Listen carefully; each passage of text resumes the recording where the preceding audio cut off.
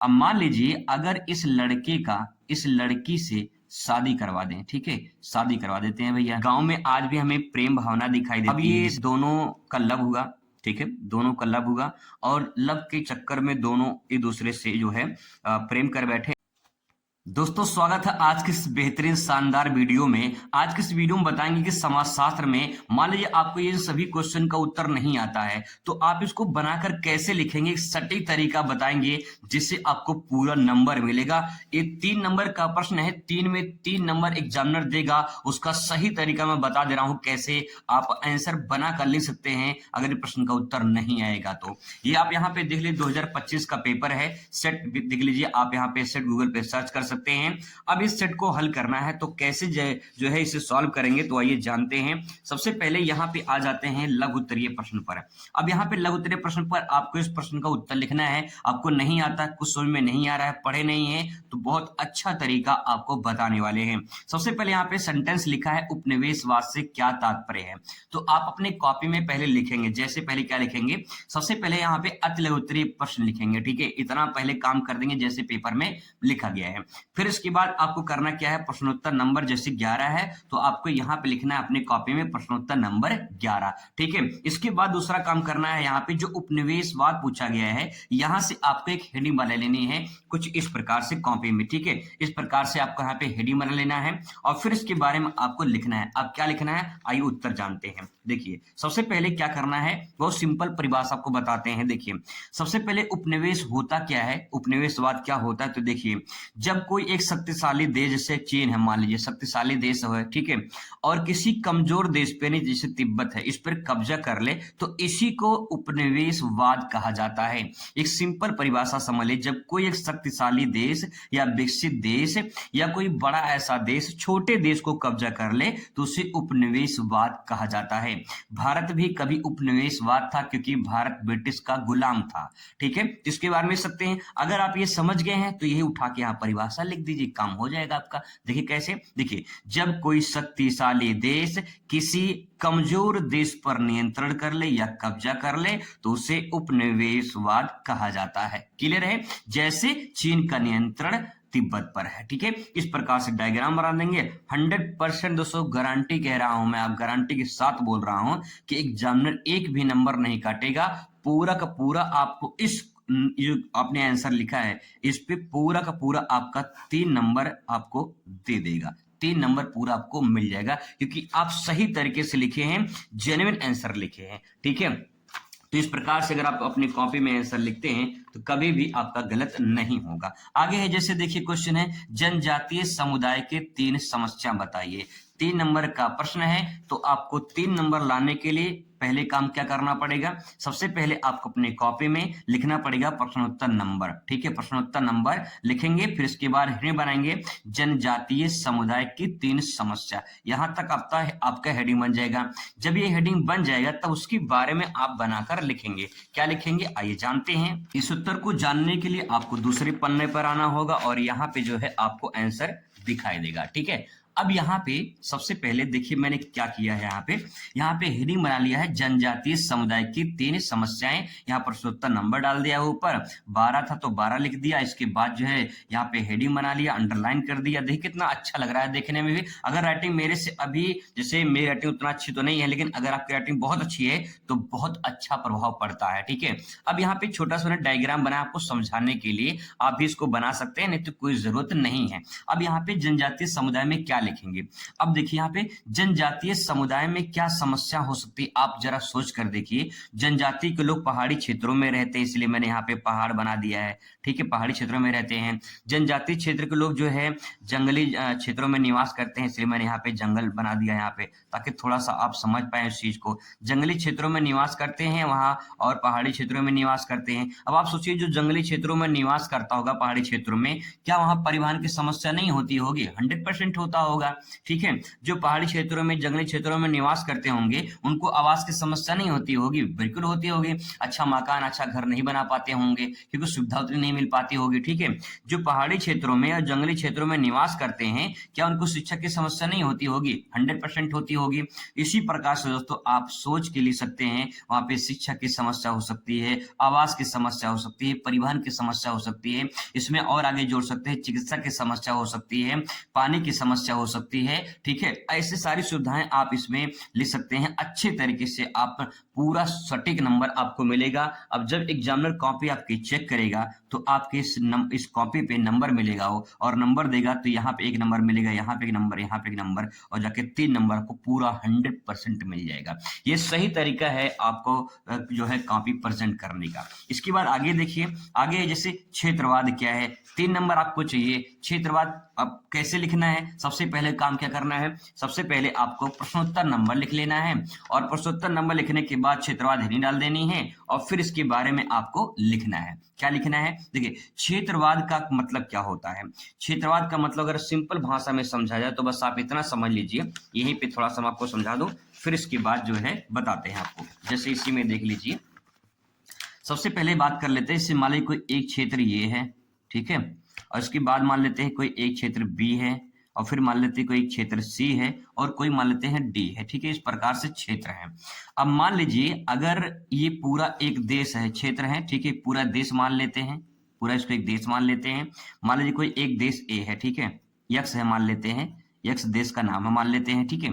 अब यहाँ पे जब अगर ए वाला, ठीक है, जब ए व्यक्ति है अगर ये कहे कि हम सर्वश्रेष्ठ हैं, बाकी सब जाति वाले हमसे, या सभी धर्म वाले, या सभी समाज वाले, या सभी क्षेत्र को हमसे नीचे हैं, जब कोई अपने समाज को, अपने धर्म को, अपने जाति को, अपने क्षेत्र को सर्वश्रेष्ठ मानने लगे और देश को कम नीचे, उसके नीचे कर दे कि हमारा क्षेत्र सबसे आगे है, देश बाद में है, तो इसी भावना को, इसी विचारधारा को क्षेत्रवाद कहते हैं, ठीक है। ऐसे ही बी वाला भी मान सकता है, ऐसे सी वाला भी मान सकता है कि हम सर्वश्रेष्ठ हैं, बाकी सब हमसे नीचे हैं। जैसे देखिए, जैसे कि जब कोई कहे मेरा राज्य, मेरी जाति, मेरा क्षेत्र, तो इसे क्षेत्रवाद की भावना कहते हैं। यानी मैं की भावना जब आ जाए तो समझ लीजिए कि वहां पे क्षेत्रवाद है। इसमें लिखेंगे कि जब कोई व्यक्ति या समूह अपने क्षेत्र या समाज को सर्वश्रेष्ठ मानने लगे तो उसे क्षेत्रवाद कहते हैं, ठीक है। जैसे मेरा राज्य, मेरी जाति, मेरा क्षेत्र, ठीक है। अब इसको शॉर्ट फॉर्म मैंने लिखा है कि अगर कोई कहे कि ये मेरा इलाका है, ये मेरा इलाका है, ये मेरा क्षेत्र है, तो अगर कहे कि मेरा क्षेत्र, मेरा इलाका सबसे पहले है, देश बाद में है, तो उसे क्षेत्रवाद कहा जाता है। इस भावना को, इस विचारधारा को क्षेत्रवाद कहा जाता है। अपने सेंटेंस में दोस्तों आप सोच के बना कर ले सकते हैं, सटीक आंसर मिलेगा। और यहाँ पे मैंने देखिए, यहाँ पे छोटा सा डायग्राम बनाया है, ठीक है, यहाँ पे इस प्रकार से मैंने अंडरलाइन कर दिया है, एक बॉक्स बना दिया है। 100% कोई भी एग्जामिनर काट नहीं सकता है क्योंकि आप जेन्युइन आंसर लिखे हैं। कैसे बना कर लिखा जाता है वो सबके पास कला नहीं होती है, इसीलिए मैं आपको बता दे रहा हूं कैसे आप आंसर बनाकर लिख सकते हैं। इसके बाद दोस्तों बात करते हैं अगले क्वेश्चन पर। क्वेश्चन अगला है यहाँ पे कि प्रेक्षण पद्धति के प्रमुख उद्देश्य बताइए। प्रेक्षण पद्धति क्या होती है? अब आपको इसमें नहीं आ रहा है क्या लिखना है, 3 नंबर आपको चाहिए, तो आइए जानते हैं कैसे इसका आंसर लिखेंगे। सबसे पहला काम आपको करना है, प्रश्नोत्तर नंबर लिख लेना है, और प्रश्नोत्तर नंबर जैसे आप लिखेंगे इसके बाद आप हिंट डालेंगे प्रेक्षण पद्धति के प्रमुख उद्देश्य और उसके बारे में लिखेंगे। क्या लिखेंगे? सबसे पहले देखिए, प्रेक्षण पद्धति का मतलब ये होता है कि आप कहीं पे जांच कर रहे हैं, ठीक है, कोई सर्वे कर रहे हैं एक तरह से मान लीजिए। अब यहाँ पे सर्वे करेंगे तो उसका क्या उद्देश्य होगा? आपको ये जानकारी मिलेगी, कोई भी वहां पे जब आप चीज जानेंगे, समझेंगे, परीक्षण करेंगे तो आपको सही जानकारी वहां प्राप्त होगा। तो सही जानकारी प्राप्त करने के लिए आप परीक्षण करते हैं, नहीं जांच करते हैं। सिंपल पहला पॉइंट, ये पहला पॉइंट भी लिख सकते हैं इसको, ठीक है। यहाँ मैंने दूसरा लिखा है तो आप पहले लिख सकते हैं, ठीक है। आगे देखिए, कोई भी समस्या होती है तो समस्याओं को पहचान करने के लिए परीक्षण यानी जो है जांच की जाती है वहां पे। तो इस प्रकार से लिख सकते हैं कोई भी समस्या की पहचान करने के लिए, ठीक है। आगे हम अगर कोई भी समस्या वहां पे हुई है तो समस्या का कारण जानने के लिए आप परीक्षण करते हैं, कोई जांच करते हैं। समाज में जैसे मान लीजिए बहुत सारे लोग आते हैं कि किसी का फसल बर्बाद हो गया, किसी का घर डूब गया बाढ़ में, तो उसका जांच करने आते हैं, परीक्षण करने आते हैं। तो उसमें पता चलता है कि घर डूबने का कारण क्या था, उनको सही जानकारी मिल जाती है, समस्याओं का पहचान कर लेते हैं, ठीक है। तो इस प्रकार से आप लिख सकते हैं, बहुत अच्छा नंबर आपको मिलेगा। अब जैसे दोस्तों आपको भूमंडलीकरण का परिभाषा देना है, तो भूमंडलीकरण क्या होता है आपको नहीं पता है क्या होता है इसके बारे में, तो सबसे पहला काम क्या करना है, भूमंडलीकरण हेडिंग बना लेनी है, प्रश्नोत्तर नंबर लिख लेना है, इतना काम तो पहले को कर लेना है कॉपी में। इसके बाद जो है आपको लिखना है, क्या लिखना है आइए जानते हैं। तो देखिए सबसे पहले पन्ना पलटते हैं और आपको दिखाते हैं किसके बारे में क्या आप लिख सकते हैं। अब दोस्तों आपको इस आंसर को लिखना है, तो पहला काम प्रश्नोत्तर नंबर डाल देना है, दूसरा काम हेडिंग डाल देनी है। तो हेडिंग में मैंने भूमंडलीकरण लिख दिया, अब इसके बारे में आपको लिखना है। तो सबसे पहले आप यहाँ पे डायग्राम समझिए, आपको आसानी से समझ में आ जाएगा भूमंडलीकरण का मतलब क्या होता है। तो देखिए जैसे चीन है मान लीजिए, ठीक है, अब यहाँ पे चीन है, चीन अपना सामान भारत को भी बेचता है, पाकिस्तान को भी बेचता है, नेपाल को भी बेचता है, भूटान को, और बहुत सारे देश हैं जो चाइना सामान इस्तेमाल करते हैं। अब चाहे मोबाइल फोन हो गया, इलेक्ट्रॉनिक सामान हो गया, खाद्य सामग्री हो गया या तकनीकी हो गया, कोई भी चीज हो चाइनीज बहुत ज्यादा इस्तेमाल की जाती है। आप जिस मोबाइल से वीडियो देख रहे होंगे शायद हो सकता है ये भी चाइना हो, ठीक है, मैं जिस मोबाइल से वीडियो शूट कर रहा हूँ ये भी चाइना मोबाइल है। तो कहने का मतलब ये है कि यहाँ पे जब कोई देश अपनी वस्तु को, अपने संस्कृति को, अपने तकनीकी को किसी दूसरे देश में आदान प्रदान हो जाए या दूसरे देश में भेजे या दूसरे देश से आयात निर्यात हो, ठीक है, तो इस प्रक्रिया को भूमंडलीकरण कहा जाता है। अब इस बात को आप यहाँ पे लिख सकते हैं कि जब एक देश की वस्तुएं, संस्कृति या तकनीकी आदि दूसरे देश तक पहुंचने लगे तो इसे भूमंडलीकरण कहा जाता है। बहुत ही सिंपल सेंटेंस है, जब कोई अपना देश, ठीक है, अपना देश किसी दूसरे देश में कुछ वस्तुओं को आयात निर्यात करता है या संस्कृति आदान प्रदान होती है या कुछ भी आदान प्रदान होता है तो उसे भूमंडलीकरण कहा जाता है। इस प्रकार से लिखिए, जैसे चीन से भारत में वस्तुओं का आदान प्रदान होता है, ठीक है, फिर डायग्राम बना सकते हैं, अगर आपको अच्छे से पता चल गया वो बना देंगे, बढ़िया नंबर आपको मिल जाएगा। दोस्तों को बता दें क्वेश्चन आपके 6 नंबर में भी पूछा जा सकता है, लॉन्ग में भी पूछा जा सकता है, तो इसीलिए आप इसे अच्छे तरीके से समझ लीजिए, ठीक है। अब बात करते हैं अगले क्वेश्चन पर कि कैसे इसको लिख सकते हैं। देखिए क्वेश्चन यहाँ पे है, क्वेश्चन है कि सामाजिक परिवर्तन क्या है। अब सामाजिक परिवर्तन आपको लिखना है, तो सामाजिक परिवर्तन समझ में नहीं आ रहा क्या लिखना है, तो सबसे पहला काम आपको क्या करना है, प्रश्नोत्तर नंबर डाल देना है और हेडिंग बना लेना है। जैसे यहाँ पे मैंने हेडिंग बना लिया है।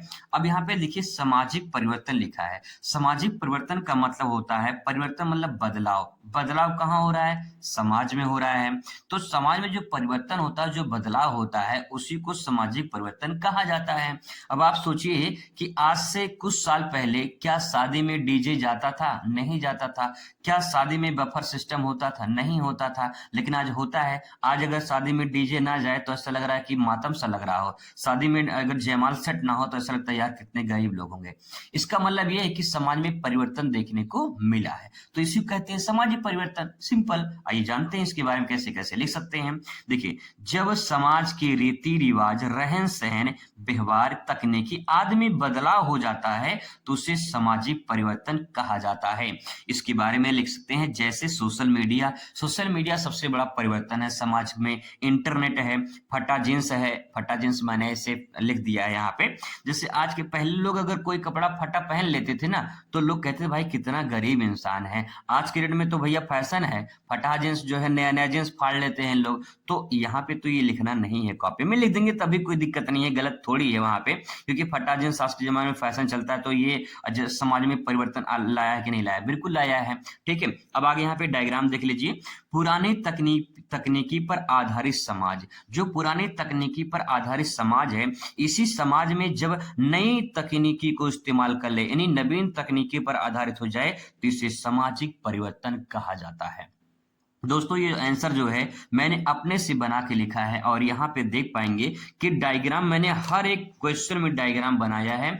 और यहाँ पे जब डायग्राम बनाया है तो डायग्राम आपको दिखा दे रहा हूँ। डायग्राम में हर एक क्वेश्चन में आपको डायग्राम देखने को मिल जाएगा और डायग्राम के आधार पे आपको बढ़िया नंबर प्राप्त हो जाएगा।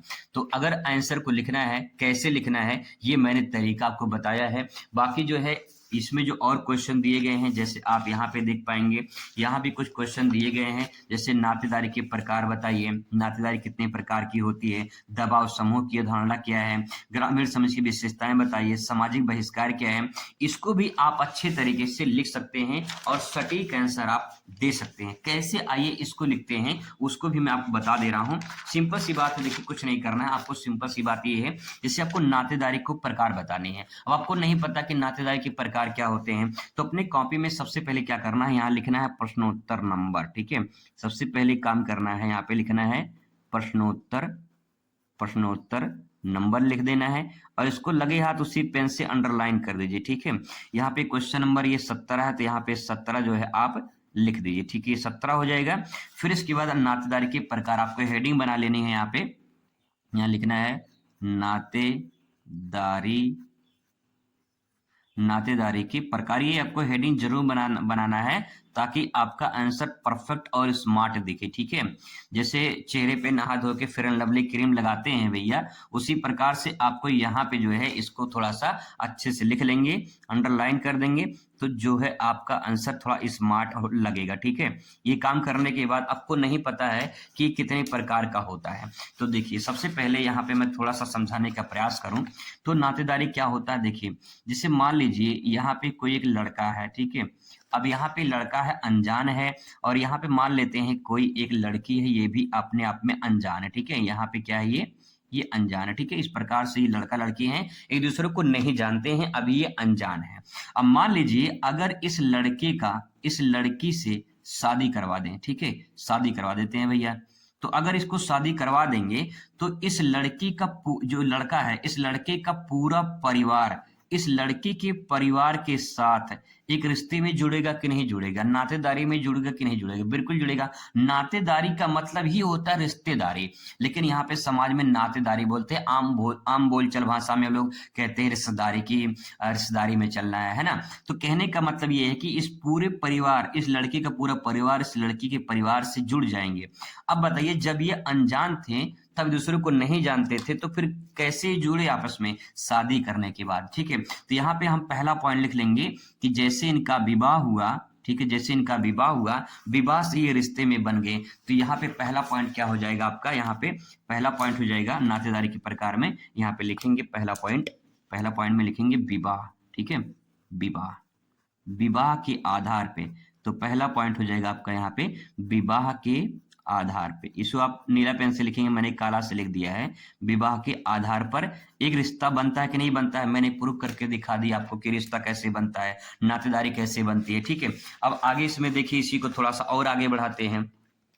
जब इसको थोड़ा सा और आगे बढ़ाएंगे तो यहाँ पे देखिए, अब भाई इनकी शादी हो गई है, शादी हो गई तो बच्चे भी होंगे। अब मान लीजिए यहाँ पे एक छोटा सा बच्चा आया, ठीक है, अब ये जब बच्चा आएगा तो ये इसका रिश्ता क्या कहलाएगा, ये इनका खून का रिश्ता रहेगा, यानी जो है, क्योंकि इन्होंने जन्म दिया है, इनका खून का रिश्ता रहेगा। ठीक है, तो यहाँ पे जो है दूसरा पॉइंट क्या हो जाएगा, दूसरे पॉइंट में आपका यहाँ पे हम खून तो नहीं लिखेंगे, लेकिन यहाँ पे खून की जगह रक्त कर देंगे। ठीक है, ताकि जो है सेंटेंस अच्छा दिखे, रक्त के आधार पे, क्योंकि मम्मी पापा जब बने हैं वो तो रक्त के आधार पे, तो इस प्रकार से यहाँ पे लिखेंगे रक्त के आधार पे, इस प्रकार से लिख देंगे। अगर इस प्रकार से लिख देंगे, थोड़ा थोड़ा इसके बारे में लिख देंगे अगर चाहेंगे, तो आपका काम हो जाएगा। 100% सही तरीका है, आप सही तरीके से जेन्युइन आंसर लिख पाएंगे, जेन्युइन आंसर दे पाएंगे। ऐसे ही दोस्तों आपको यहाँ पे इसे दबाव समूह की अवधारणा क्या है, दबाव समूह के बारे में लिख सकते हैं। दबाव समूह के बारे में क्या लिखेंगे, तो सबसे पहले काम क्या करना है आपको, यहाँ पे प्रश्नोत्तर एक लाइन छोड़ देना है, ये कि 2 लाइन छोड़ देना है, फिर यहाँ पे लिखना है प्रश्नोत्तर नंबर। ठीक है, यहाँ पे लिखना है प्रश्नोत्तर नंबर 18 है तो 18 कर देना है, और यहाँ पे इसको लगे हाथ अंडरलाइन कर देनी है। और यहाँ पे क्वेश्चन क्या कह रहा है, दबाव समूह की अवधारणा, तो यहाँ पे दबाव समूह की अवधारणा में यहाँ पे हेडिंग बना लेंगे दबाव समूह, यहाँ पे हेडिंग बनाएंगे दबाव समूह। ठीक है, ये हेडिंग बन जाएगा। अवधारणा भी ले सकते हैं, कोई दिक्कत नहीं। अवधारणा का मतलब होता है कि उसके बारे में आप बताइए थोड़ा सा, अवधारणा यानी उसके थॉट क्या है, उसके विचार क्या है, क्या मुख्य तथ्य हैं इसमें और इसमें दबाव समूह में। ठीक है, अब यहाँ पे इसका आंसर आपको नहीं आता तो कैसे आंसर लिखेंगे? तो देखिए लिखा है सेंटेंस दबाव समूह, यानी कोई ऐसा समूह है, एक समूह की बात हो रही है यहाँ पे, एक समूह की बात हो रही है, ठीक है, एक समूह की बात हो रही है और वो समूह जो है दबाव डाल रहा है, क्या कर रहा है? दबाव डाल रहा है। अब दबाव किस पे डाल रहा है ये आपको समझना है, दबाव किस पे डाल रहा है। तो यहाँ पे देख पाएंगे दबाव मतलब ये होता है कि यहाँ पे मान लीजिए कोई एक पार्टी ए है, कोई एक पार्टी बी है, ठीक है, ये पार्टी का मान लेते हैं नाम है, ठीक है, एक पार्टी ए है और एक पार्टी बी है, इस प्रकार से मान लेते हैं ये पार्टी है। अब ये दो पार्टी हैं, अब ये मान लीजिए बी पार्टी मान लेते हैं ये सरकार में है, ठीक है, ये सरकार में है, ठीक है, ये सरकार में है। तो अब ये ए वाला जो पार्टी है इस पार्टी पर दबाव डालेगा काम करने के लिए कि भैया तुम जनता के लिए काम नहीं कर रहे हो, जनता तुम्हारे लिए जो है तुमको चुन के भेजी है, सरकार बनाई है, तो तुम काम करो यार। तो ये जो विपक्ष पार्टी है ये वाली पार्टी इस पे दबाव डालती है कि काम करो, दबाव का मतलब जोर डालेगी, बताएगी कि तुमको सरकार जो है जनता ने बनाया है और काम ही नहीं कर रहे हो यार, काम करो भैया, जनता के लिए काम करो। तो ये दूसरी जो पार्टी है जो सरकार नहीं बनाई है ये दबाव डालती है इस सरकार पर और फिर ये सरकार जागती है और फिर काम करती है जनता के लिए, समाज के लिए। बात समझ में आ गई? आप समाज शास्त्र लिख रहे हैं तो समाज के बारे में लिखेंगे, समाज से रिलेटेड लिखेंगे। अगर आपको इतना पता चल गया है बना के लिखिए, डायग्राम बना दीजिए, बढ़िया नंबर आपको मिलेगा। ऐसे आंसर को प्रेजेंट करते हैं दोस्तों। आई होप आपको समझ में आया होगा। और ऐसे ही यहाँ पे देखिए ग्रामीण समाज की विशेषताएं लिखना है। वो आपको नहीं पता है ग्रामीण समाज की विशेषताएं क्या लिखना है तो देखिए बहुत ही सिंपल सेंटेंस आपसे मिल सकते हैं। सबसे पहला काम आपको हेडिंग बना लेना है, यहाँ से तो आपका हेडिंग बन जाएगा ग्रामीण समाज की विशेषताएं, ठीक है। अब इसके बारे में आप लिखेंगे पहला पॉइंट, फिर इसके बाद दूसरा पॉइंट, फिर इसके बाद तीसरा पॉइंट। क्या लिखेंगे? आप सोचिए कि ग्रामीण समाज, गांव में समाज कैसा होता है। गांव समाज जो होता है वो उसका सबसे पहला काम कृषि होता है, तो यहाँ पे पहला पॉइंट हो जाएगा आपका कृषि करना, ये इसकी मुख्य विशेषता हो जाएगी, ठीक है, कृषि करना सबसे पहला काम हो जाएगा। दूसरा काम क्या हो जाएगा? गांव में आज भी हमें संयुक्त परिवार देखने को मिलते हैं। क्या मिलते हैं? संयुक्त परिवार, यानी पूरा परिवार जो होता है वो आज भी कुछ ऐसे परिवार हैं जो सभी एक साथ मिलकर रहते हैं, उसे संयुक्त परिवार कहते हैं। तो इस प्रकार से संयुक्त परिवार हो जाएगा। गांव में आज भी हमें प्रेम भावना दिखाई देती है, जैसे शहर में है, शहर में कोई किसी से मतलब नहीं रखता है, लेकिन गांव में आज भी एक दूसरे से मतलब रखते हैं, तो गांव में हमें प्रेम भावना देखने को मिलता है। अगर आप गांव से रिलेटेड होंगे तो बहुत अच्छे अच्छे सेंटेंस आप सोच के लिख सकते हैं, प्रेम भावना दिखाई देता है गाँव में, तो 3 पॉइंट लिखना है, 3 पॉइंट आप लिख दीजिए, काम हो जाएगा आपका। कितना सिंपल है दोस्तों लिखना, बस ये कि थोड़ा सा प्रैक्टिस, थोड़ी सी मेहनत और अच्छा अंक आपको दिला सकता है। इसके बाद यहाँ पे लिखिए सामाजिक बहिष्कार लिखा है। सामाजिक बहिष्कार का मतलब क्या होता है? बहिष्कार का मतलब त्याग करना। किससे त्याग करना? समाज से त्याग कर देना। तो सबसे पहला काम प्रश्नोत्तर आपको नंबर डालना है, फिर इसके बाद आपको यहाँ पे हेडिंग बना लेनी है, सामाजिक बहिष्कार हेडिंग बन जाएगा। फिर इसके बारे में, उसके बारे में आप यहाँ पे लिखेंगे। तो उसके बारे में क्या लिखेंगे? उसके बारे में आप लिखेंगे, देखिए मैं सिंपल भाषा में बता दूं, जैसे मान लीजिए आज की डेट में तो सब कॉमन होता है, जैसे मान लीजिए कोई लड़का है, ठीक है, और कोई एक लड़की है, सिंपल भाषा में समझते हैं, और समाज में ये चीज कॉमन हो चुका है, ठीक है, समाज में चीज जो है कॉमन हो चुका है। अब मान लीजिए ये लड़का लड़की हैं, गांव में रहते हैं, एक ही गांव में रहते हैं, ठीक है, एक ही गांव में रहते हैं ये लोग। अब ये दोनों का लव हुआ, ठीक है, दोनों का लव हुआ और लव के चक्कर में दोनों एक दूसरे से जो है प्रेम कर बैठे और फिर इसके बाद ये क्या हो गए? गांव से निकल गए भैया, ठीक है, गांव से निकल गए अर्थात ये दोनों भाग गए साथ में। तो मैं आपको समझाने की कोशिश कर रहा हूँ कैसे आप इसका आंसर लिख सकते हैं, हालांकि ये लिखेंगे नहीं, मैं समझा रहा हूँ आपको, आपकी भाषा में आपको समझा रहा हूँ ताकि आप इसे आसानी से समझ पाए। अब ये दोनों भाग गए, ठीक है, अब क्या होगा? अब देखिए जो समाज के लोग हैं, जो गांव के समाज के लोग हैं, क्या इनको स्वीकार करेगी?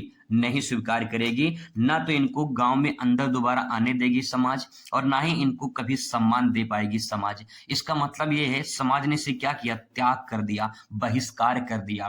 कहने का मतलब ये है दोस्तों, बहुत सिंपल सेंटेंस में लिख सकते हैं कि जब यहाँ पे लिखेंगे कि जब समाज के लोग, जब समाज के लोग किसी भी कारणवश किसी व्यक्ति को, समूह को अपने से अलग कर दे, अपने से दूर कर दे या उसे त्याग दे, तो उसे सामाजिक बहिष्कार कहते हैं।